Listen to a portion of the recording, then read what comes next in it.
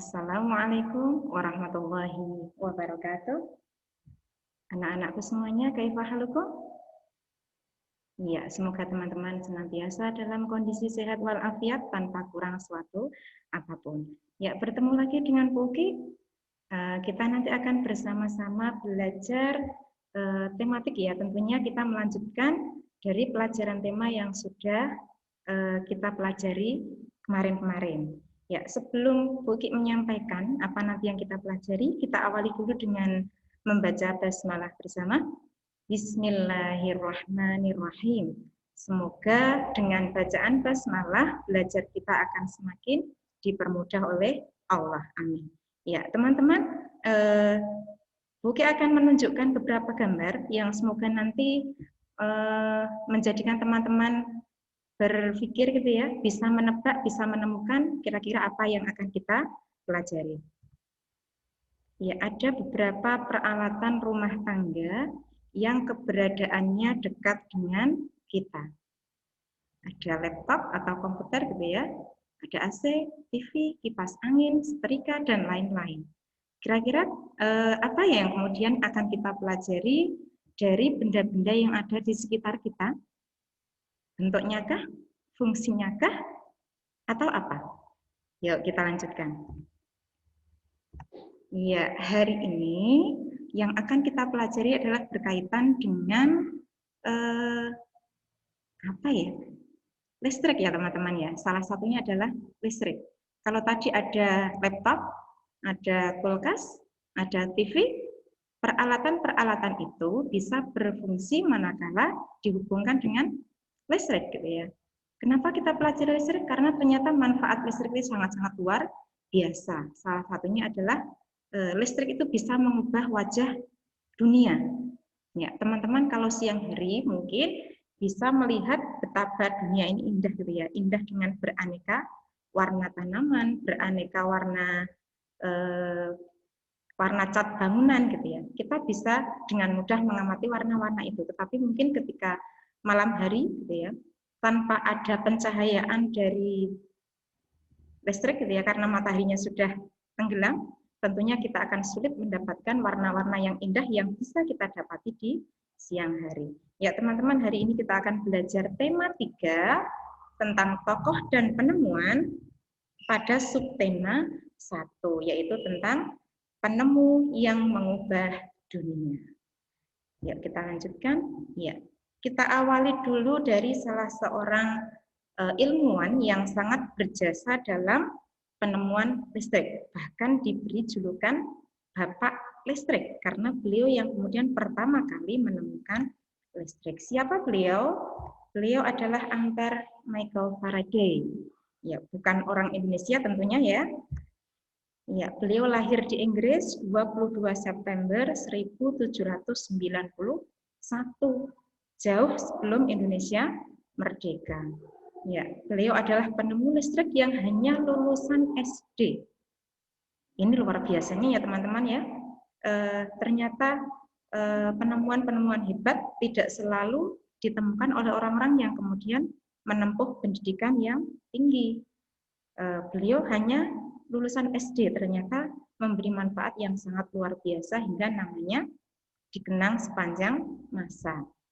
Ya, pada tahun 1821 beliau menemukan motor listrik pertama, penggunaan arus listrik untuk membuat sebuah benda bergerak. Ya, kemudian di tahun 1831 beliau menemukan tentang hubungannya dengan magnet gitu ya, yang dikenal dengan hukum Faraday. Ya, apa yang kemudian bisa kita ambil pelajaran dari beliau yang kemudian hanya lulus SD tapi ternyata berhasil menemukan satu karya yang luar biasa, yang fenomenal gitu ya, bahkan memberikan manfaat yang sangat luar biasa bagi kehidupan manusia. Ya, tentunya yang bisa kita ambil dari beliau adalah bagaimana perjuangan beliau yang sangat keras, yang sangat sungguh-sungguh dan tidak ada kata menyerah gitu ya. Tidak bisa meneruskan sekolah sampai jenjang yang tinggi tidak menyebabkan beliau kemudian menyerah dengan cita-cita yang kemudian sudah dimiliki sejak kecil. Ya teman-teman, berkaitan dengan listrik, kita akan mempelajari sedikit tentang rangkaian listrik yang sangat-sangat sederhana karena membutuhkan peralatan yang sangat simpel gitu ya. Ada sebuah sumber arus ya, atau di sini baterai, kemudian terhubung dengan lampu pijar menggunakan kabel, kemudian dilengkapi dengan saklar yang bisa menyambung dan memutus arus listrik. Nah, ketika kondisinya saklar adalah terbuka, maka dikatakan adalah rangkaian listrik terbuka. Berbeda dengan ketika saklarnya terhubung. Ini namanya rangkaian listrik tertutup. Ya. Suatu alat listrik dapat berguna jika terpasang pada rangkaian tertutup. Ada arus yang mengalir. Saat itulah kemudian peralatan-peralatan yang bekerjanya menggunakan arus listrik itu bisa berfungsi atau bisa kita manfaatkan. Ya, arus listrik itu mengalir dari kutub positif ke kutub negatif. Sebuah baterai itu bagian atas adalah kutub positif, sedangkan bagian bawah adalah kutub negatif. Maka mengalirnya arus adalah dari kutub positif mengalir melalui kabel ya, yang kemudian terhubung kepada lampu pijar, muter lagi hingga kemudian ke kutub negatif. Nah ini ketika tertutup maka alirannya terus gitu ya, tidak akan terputus di bagian yang terputus tadi. Ini namanya rangkaian listrik tertutup, di mana arus mengalir dari kutub positif ke kutub negatif. Ya, teman-teman, selain baterai, adakah benda lain yang kemudian bisa menghasilkan arus listrik? Kita mengenal ada 4 sumber arus listrik, gitu ya. Yang pertama tadi jelas baterai, gitu ya.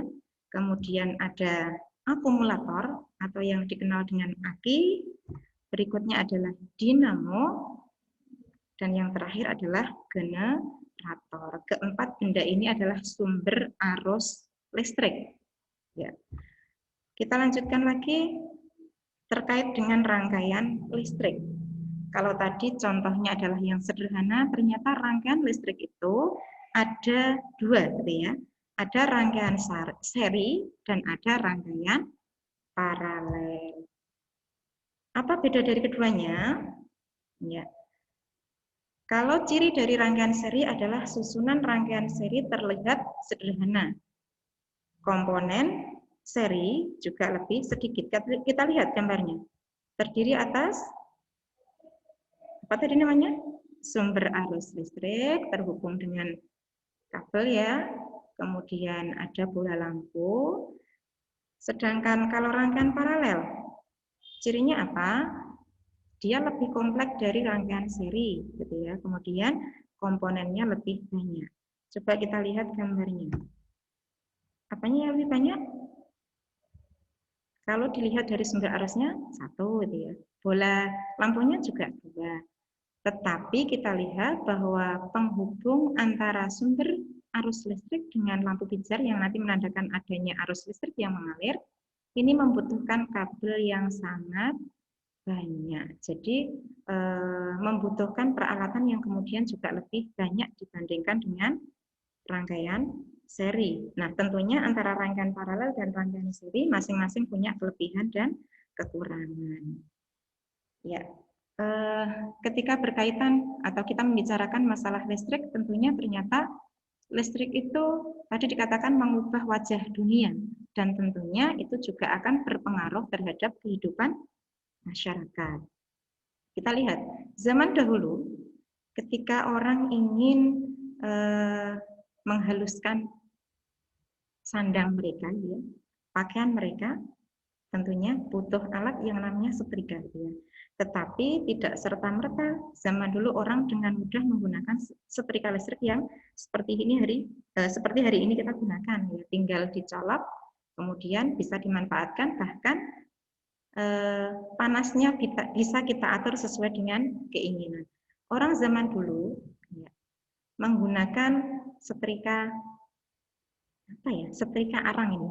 Teman-teman mungkin yang hari ini jarang sekali melihat ada setrika seperti ini. Tapi mungkin orang-orang tua kita dahulu atau mungkin nenek kakek kita dahulu setrika ini sangat familiar karena sering digunakan gitu ya.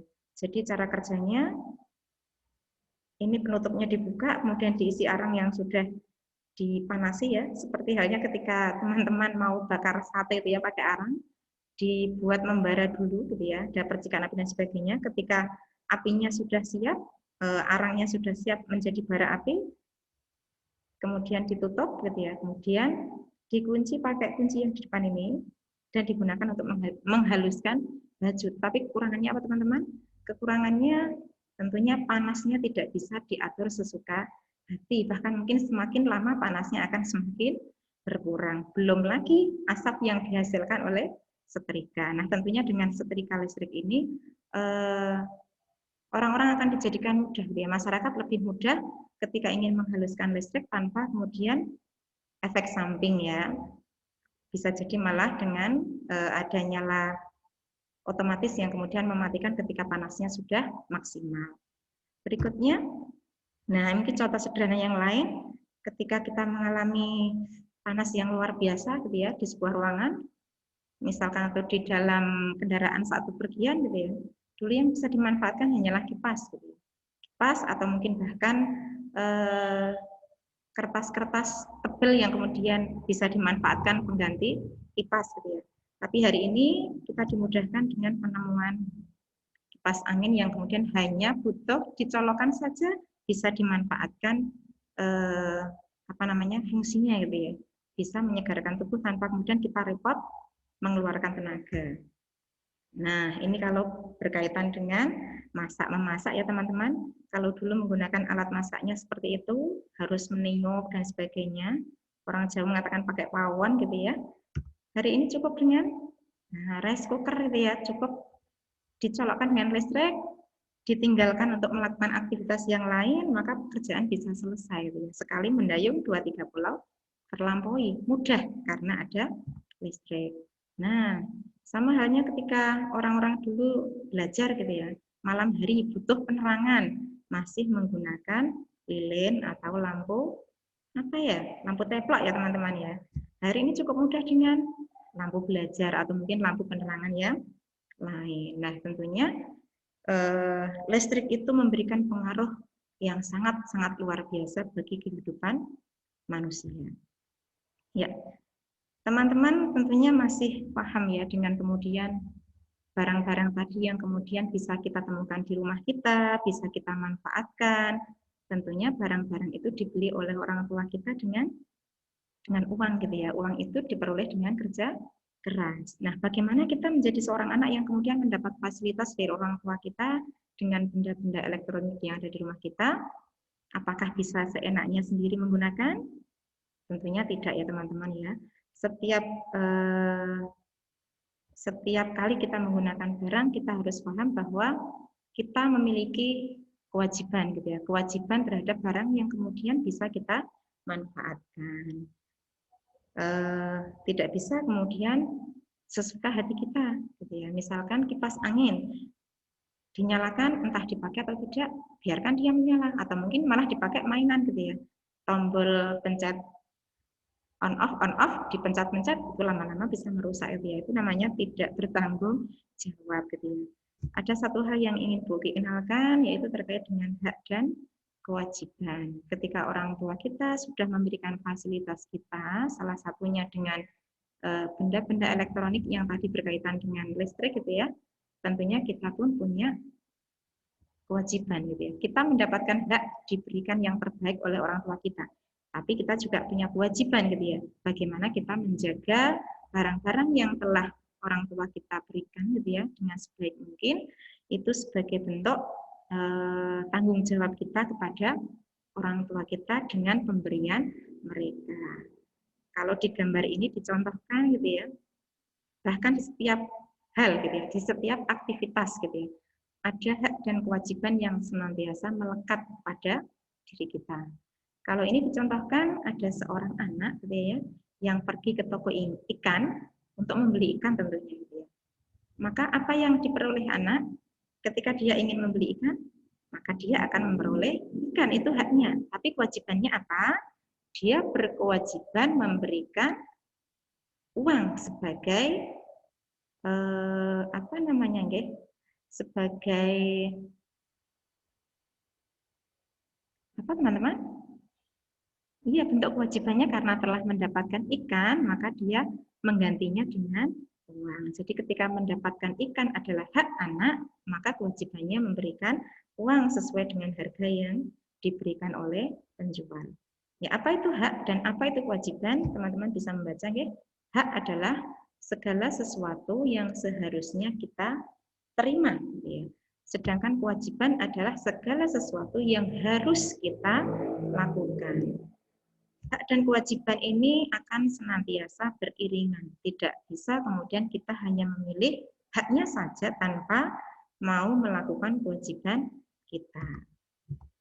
Ya, apa yang kemudian menjadi hak seorang anak gitu ya dalam kehidupan sehari-hari, ini beberapa contoh. Ya, ada hak, ini gambar anak-anak sedang sekolah gitu ya, menuntut ilmu atau memperoleh pendidikan. Ini saat anak-anak bermain, dia pun punya hak untuk bermain gitu karena usia anak-anak juga usia saatnya dia bermain, bersosialisasi dan lain-lain. Sedangkan ini bisa dilihat ini adalah hak di mana dia bisa berkumpul dengan keluarganya, ayah, bunda, adik, kakak yang sangat dicintai gitu ya. Jadi kalau disimpulkan ya anak punya hak gitu ya untuk memperoleh pendidikan yang layak gitu ya. Bahkan dikatakan dalam Islam orang yang menjadi sekolah pertama adalah ibu gitu ya. Artinya seorang anak pun berhak itu ya untuk mendapatkan pendidikan yang layak dari kedua orang tuanya. Termasuk salah satunya adalah ketika memilihkan sekolah yang terbaik itu haknya anak. Kemudian bermain, nah, tapi mungkin bermainnya juga tidak kemudian menghabiskan seluruh waktunya tanpa kemudian tahu kewajiban-kewajibannya yang lain. Jadi tentunya tetap ada aturannya. Serta hak mendapatkan kasih sayang, dicintai, disayangi. Bahkan mungkin teman-teman ketika kecil juga sering digendong-gendong, dipeluk-peluk sama ayah dan bunda. Mungkin teman-teman masih ingat lagu ini ya, kasih ibu kepada beta tak terhingga sepanjang masa, hanya memberi tak harap kembali, bagai sang surya menyinari dunia. Itu lagu yang sangat familiar, bagaimana kemudian menceritakan kisah seorang ibu yang sangat mencintai anaknya karena memang itu hak anak gitu ya, hak anak untuk mendapatkan kasih sayang. Kemudian itu merupakan kewajiban seorang ibu gitu ya, khususnya kepada anaknya. Nah, teman-teman ternyata selain lagu itu ada lagu-lagu yang teman-teman bisa jadi sebelum ini belum mengenal gitu ya, tapi hari ini coba kita pelajari bersama.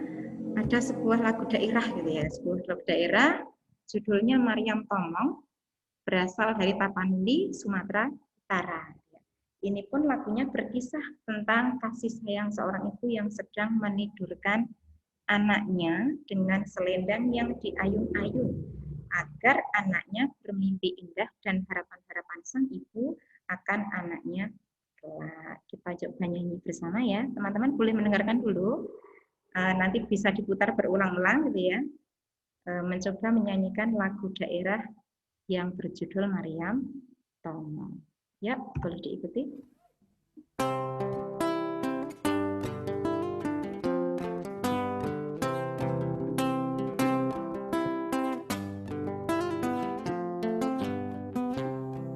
Selendang madi kinjang kain panjang madi toro, pangeol ni konting masong onteng kemamangon lu. Om Maryam Tomong daingang sinapang masin. Om Maryam Tomong dainang sinapang masin.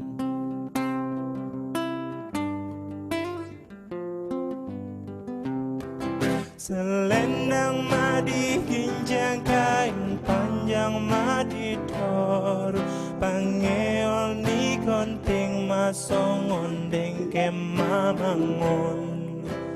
Om Maryam Tomong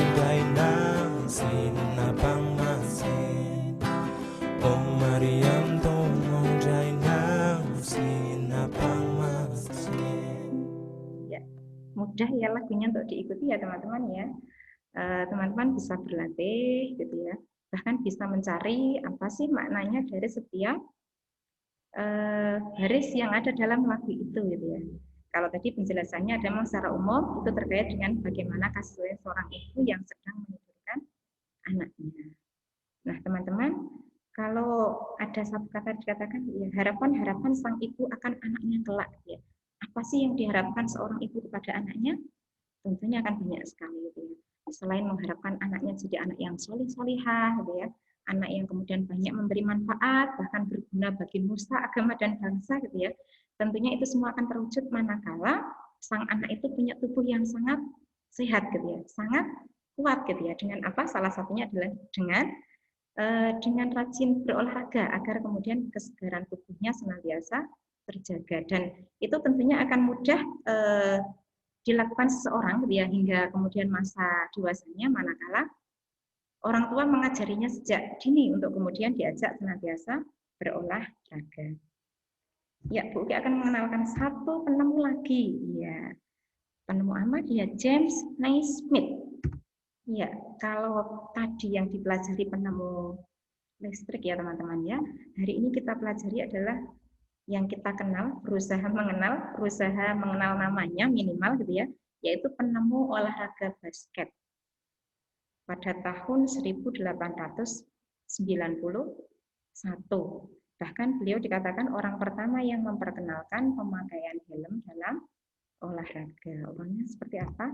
Nah, ini beliau yang kemudian menemukan permainan bola basket, diawali dari beliau ingin mencari satu permainan yang kemudian menjadikan siswanya, jadi kayak guru ya, siswanya yang kemudian mulai bosan dengan permainan-permainan yang sudah ada. Berawal dari mencari permainan yang menyenangkan, ternyata menjadi sebuah penemuan yang luar biasa karena permainan olahraga bola basket sampai hari ini juga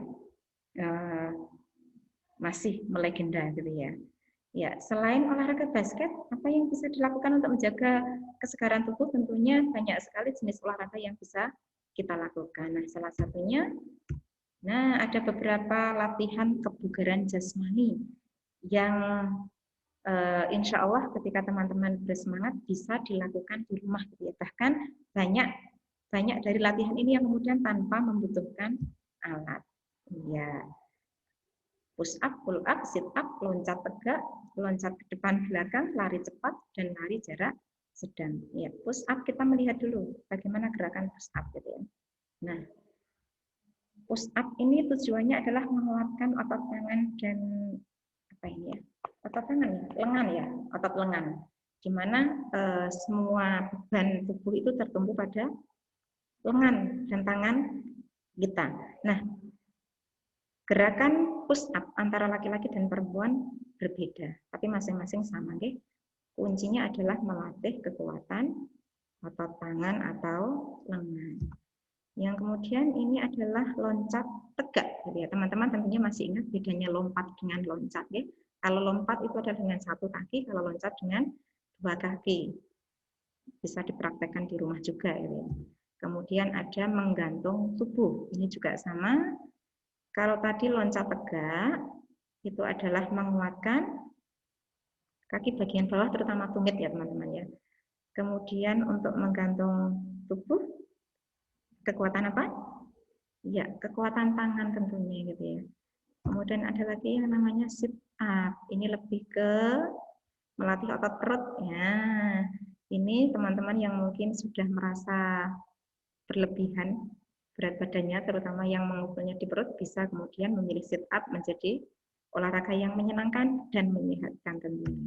Kemudian ada lari cepat, sprint. Ada lari jarak sedang, gitu ya, jarak sedang. Jarak sedang itu sekitar 800 meter ya sampai 3000 meter. Ya. Ya, mengenalkan sedikit ini tentang teks eksplanasi. Barangkali selama ini yang kita kenal hanyalah teks deskripsi, eksposisi, argumentasi, dan lain-lain.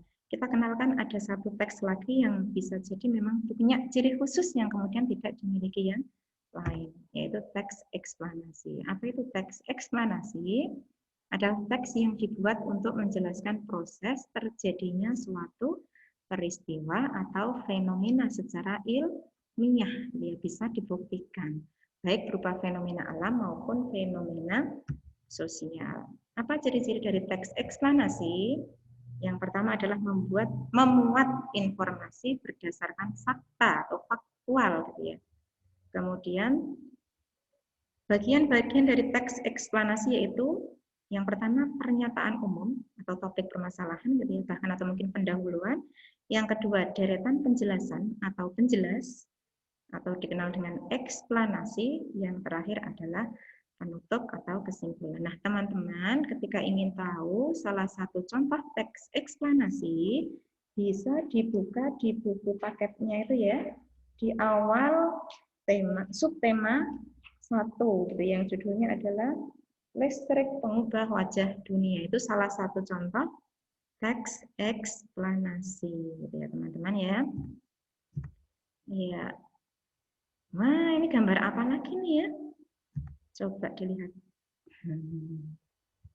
Bahkan mungkin kalau hari ini barang-barang yang Bu tunjuk masuknya barang unik ya teman-teman ya. Ini barang-barang yang banyak dimanfaatkan orang-orang zaman dahulu ya. Ada opor, ada uplek lentera gitu ya, dan yang lain-lain, lampion gitu ya.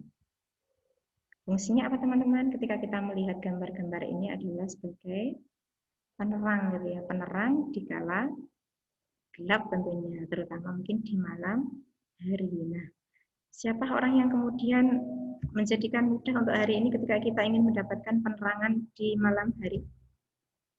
Beliau adalah Thomas Alva Edison. Jadi banyak sekali penemu-penemu yang kemudian ternyata memberikan manfaat yang sangat luar biasa pada kehidupan kita ya.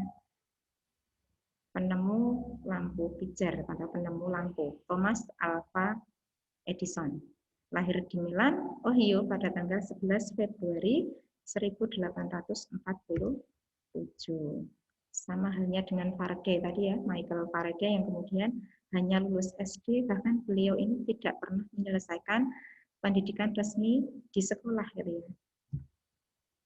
Usia 11 tahun Edison sudah dapat membuat telegraf sederhana. 11 tahun ini sama dengan usia kalian yang saat ini duduk di kelas 6.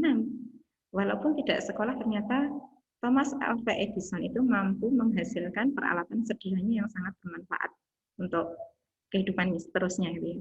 Kalau teman-teman di usia 11 tahun kira-kira sudah bisa menghasilkan apa nih?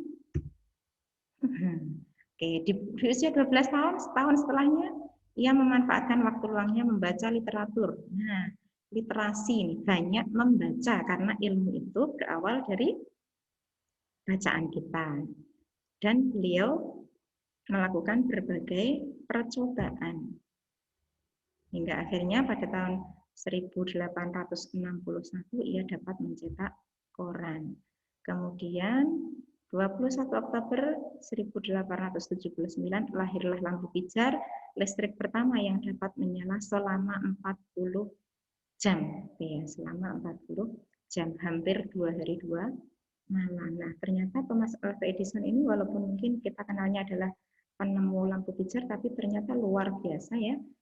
Beliau juga menghasilkan karya-karya yang lain. Nah, seperti apakah wajahnya? Ini dia Thomas Alva Edison, orang yang juga kemudian punya pengaruh yang sangat luar biasa bagi dunia.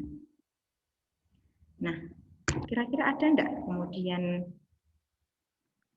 pengaruhnya ketika lampu, bola lampu atau lampu pijar ditemukan oleh Thomas Alva Edison, gitu ya, tentunya akan sangat banyak sekali perubahan sosial. Bahkan lampu yang awalnya adalah untuk penerangan ternyata bisa dimanfaatkan untuk yang lain yang kemudian itu berpengaruh pada kehidupan ekonomi maupun kehidupan sosial dan budayanya. Nah, ini bisa dilihat ini beberapa manfaat lampu pijar. Memanaskan kandang ayam gitu ya. Jadi memberikan kehangatan pada ayam. anakan ayam yang kemudian akan dipelihara. Penerangan kandang buyuh, pemanas inframerah pada proses pemanasan dalam bidang industri. Menjauhkan predator seperti tikus dan lainnya pada ruangan peternakan breeding burung kenari. Itu beberapa hal yang kemudian bisa diambil manfaatnya dari adanya lampu ya. Tadi ditemukannya lampu pijar oleh Thomas Alva Edison yang kemudian semakin hari semakin banyak orang yang memanfaatkan lampu pijar untuk meningkatkan taraf kehidupan gitu ya, taraf ekonomi gitu ya. Kemudian sehingga ketika ekonominya meningkat, maka kehidupan sosial dan budayanya juga otomatis akan meningkat atau lebih baik. Nah, selain apa tadi ya, listrik gitu ya, bola basket, nah, lampu pijar, adakah penemuan lain yang kemudian juga mengubah wajah dunia menjadi saat seperti sekarang ini yang kemudian menyenangkan gitu ya? Salah satunya adalah alat transportasi yang hari ini memudahkan kita untuk kemudian beraktivitas gitu ya, berkaitan dengan roda.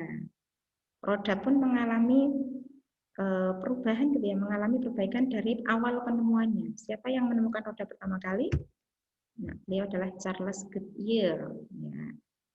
Kemudian bagaimana beliau menemukan roda itu ya? Percobaannya diawali dari menggunakan kayu ya teman-teman, kayu yang kemudian bagian dalamnya full kayu semua ya. Kemudian ada besi untuk menguatkan, kemudian disempurnakan menjadi roda berjari-jari gitu ya. Jadi ada jari-jarinya. Bahasa Jawanya apa teman-teman? Ruji ya. Kemudian dilanjutkan lagi dengan diperbaiki lagi hingga kemudian bentuk ban mobil ini seperti hari ini kita lihat, sehingga manfaatnya sangat luar biasa ya teman-teman. Nah, penemuan awal oleh Charles Goodyear itu disempurnakan oleh Robert William Thomson dan John Boyd Dunlop. Jadi kalau mereka berdua sifatnya adalah menyempurnakan dari apa yang ditemukan oleh Charles Goodyear. Apa pengaruh roda terhadap kehidupan masyarakat? Tentunya teman-teman bisa menyebutkan gitu ya. Salah satunya apa? Memudahkan transportasi gitu ya. Ketika ingin melakukan perjalanan jarak jauh, tentunya dengan alat transportasi itu akan menjadi lebih mudah dan waktunya lebih singkat gitu ya. Nah, dari tokoh-tokoh yang kemudian sudah ada, apa yang kemudian ada di pikiran teman-teman saat ini?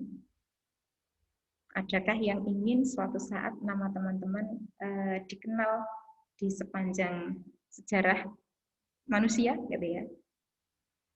Iya, Bu, doakan semoga teman-teman ada yang berkeinginan suatu saat teman-teman dimudahkan menemukan satu hal itu yang sangat memberikan kemanfaatan. Tidak nama yang dikejar, tapi kemanfaatan yang kemudian semoga itu juga membawa kebaikan untuk teman-temannya. Kita sebagai orang Muslim, Allah sudah menyampaikan, mengingatkan kita dalam Quran Surat Yusuf ayat 87. Kita baca bersama. A'udzu billahi minasyaitonir rajim. Ya bani yadhhabu fatahassasu min Yusuf wa akhihi wa la tayasu min rauhillah. Wala tayasu min rauhillahi innahu la yayasu min rauhillah. La yayasu min rauhillahi illal qaumul kafirun. Yang artinya, hai anak-anakku, pergilah kamu, maka carilah berita tentang Yusuf dan saudaranya, dan janganlah kamu berputus asa dari rahmat Allah. Sesungguhnya tiada berputus asa dari rahmat Allah melainkan kaum yang kafir. Nah, teman-teman, ini ayat yang sangat menyemangati kita. Jangan mudah berputus asa ketika mengalami satu hambatan gitu ya. Ketika mengalami satu kegagalan, jangan mudah terpuruk, jangan mudah berputus asa. Yakinlah bahwa kegagalan adalah awal kesuksesan. Man jada wajada, barang siapa bersungguh-sungguh maka dia akan memperoleh keberhasilan gitu ya. Jadi teman-teman juga sama ketika belajar mengalami satu kesulitan, jangan kemudian itu menjadikan kalian berhenti untuk kemudian belajar. Belajar, belajar, dan belajar lagi. Tugas kita adalah belajar. Yakinlah ketika kita sudah sungguh-sungguh dalam belajar, Allah yang kemudian akan mencarikan jalan keluar yang bisa jadi tidak pernah kita bayangkan gitu ya. Dan bisa jadi Allah menunggu sampai di mana kesungguhan kita untuk memahami apa yang sedang kita pelajari. Itu ya teman-teman ya, semoga pertemuan kita di hari ini gitu ya, kebersamaan kita dalam belajar diri ini menambah pengetahuan, menambah wawasan, dan tentunya memberikan semangat yang lebih kepada teman-temanku untuk senantiasa bersungguh-sungguh memperjuangkan apa yang sudah menjadi cita-cita kalian. Insya Allah ketika cita-cita kalian adalah baik dan itu terbaik buat kalian, Allah kemudian akan memberikan jalannya tersendiri. Gitu ya. Jadi majulah terus gitu ya, jangan sampai satu hambatan yang bisa jadi itu ujian dari Allah menjadikan kita orang yang mudah sekali untuk berputus asa. Selamat belajar, semoga Allah memudahkan kalian semua gitu ya, hingga bisa memahami materi ini hari ini dengan baik dan menyisakan semangat untuk senantiasa mengejar cita-cita yang kemudian sudah tertanam di dalam hati ya. Barakallahu fikum, doakan semoga Allah memberkahi belajar kalian, kehidupan kalian. Mohon maaf jika kekurangan. Kita cukupkan dulu belajar kita hari ini dengan baca hamdalah bersama. Alhamdulillahirabbil alamin. Assalamualaikum warahmatullahi wabarakatuh.